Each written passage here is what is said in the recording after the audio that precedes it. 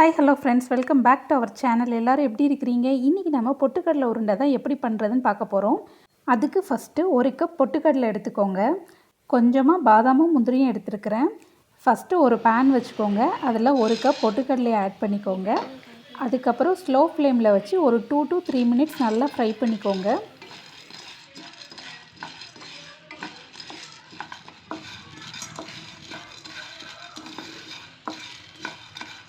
இந்த மாதிரி ரோஸ்ட் ஆனதுக்கப்புறம் ஸ்டவ் ஆஃப் பண்ணிடுங்க. நம்ம சேனலில் யாராவது புதுசாக வந்திருக்கீங்கன்னா சேனலை சப்ஸ்கிரைப் பண்ணிக்கோங்க. பக்கத்தில் இருக்கிற பெல் ஐக்கானை ப்ரெஸ் பண்ணிக்கோங்க. இப்போ வறுத்து வச்சுருக்கிற பொட்டுக்கடலையை ஒரு மிக்ஸி ஜாரில் ஆட் பண்ணிக்கோங்க. இந்த பொட்டுக்கடலை கூட 4லேருந்து 5 ஏலக்காய் சேர்த்துக்கோங்க.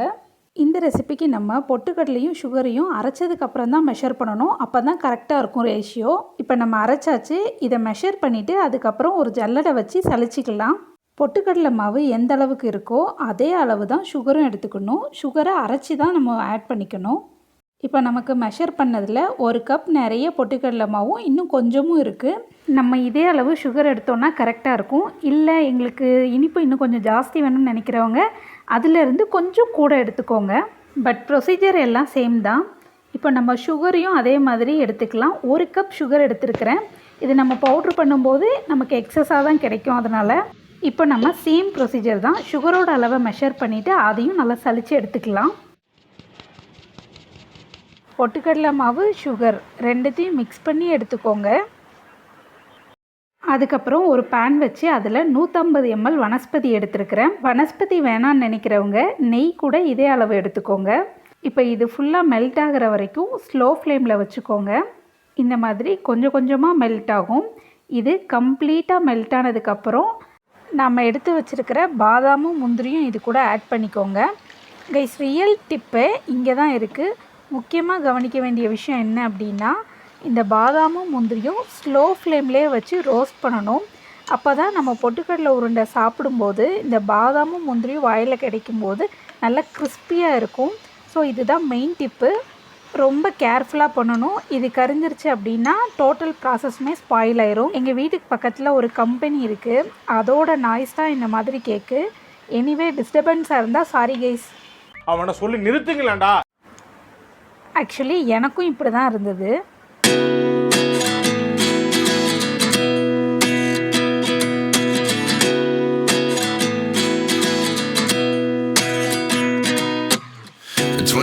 And I find myself wondering what did happen to the last 10.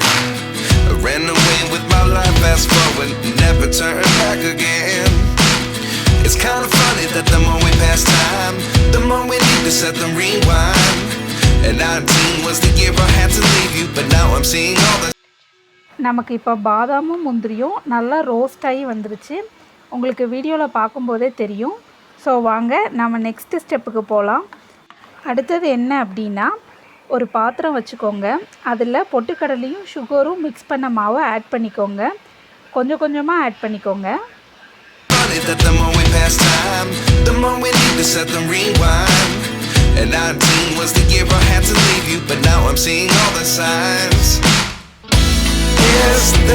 Next இதில் நம்ம வனஸ்பதியில் ரோஸ்ட் பண்ணி வச்சுருக்கிற பாதாமும் முந்திரியும் ஆட் பண்ணி. இந்த வீடியோவை ஃபஸ்ட்லேருந்து லாஸ்ட்டு வரைக்கும் நீங்கள் ஸ்கிப் பண்ணாமல் பார்த்தா தான் ஸ்டெப் பை ஸ்டெப் என்ன ப்ரொசீஜருன்றது புரியும். ஸோ வீடியோ ஸ்கிப் பண்ணாமல் முழுசாக பாருங்கள். கொஞ்சம் சூடாக தான் இருக்கும். அதனால் ஃபஸ்ட்டு ஸ்பூன் வச்சு இந்த மாதிரி மிக்ஸ் பண்ணிக்கோங்க.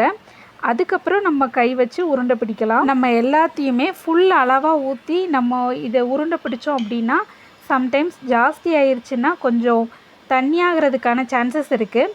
அதனால் இந்த மாதிரி கொஞ்சம் கொஞ்சமாக ஊற்றி உருண்டை பிடிச்சோன்னா நமக்கு தெரியும் எந்த அளவில் கரெக்டாக இருக்கும் அப்படின்னு.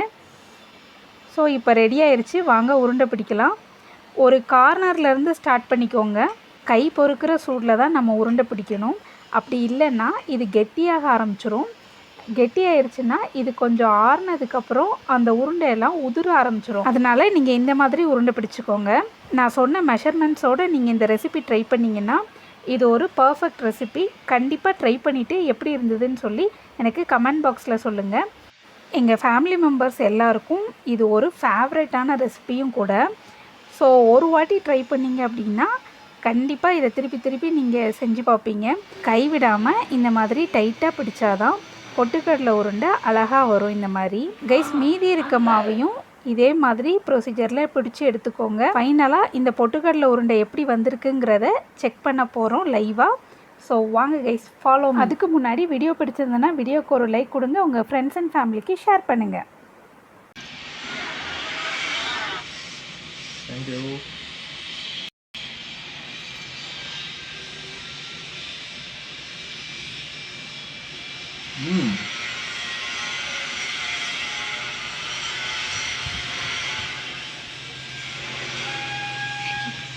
என்ன வாய் திறக்க முடியலையா?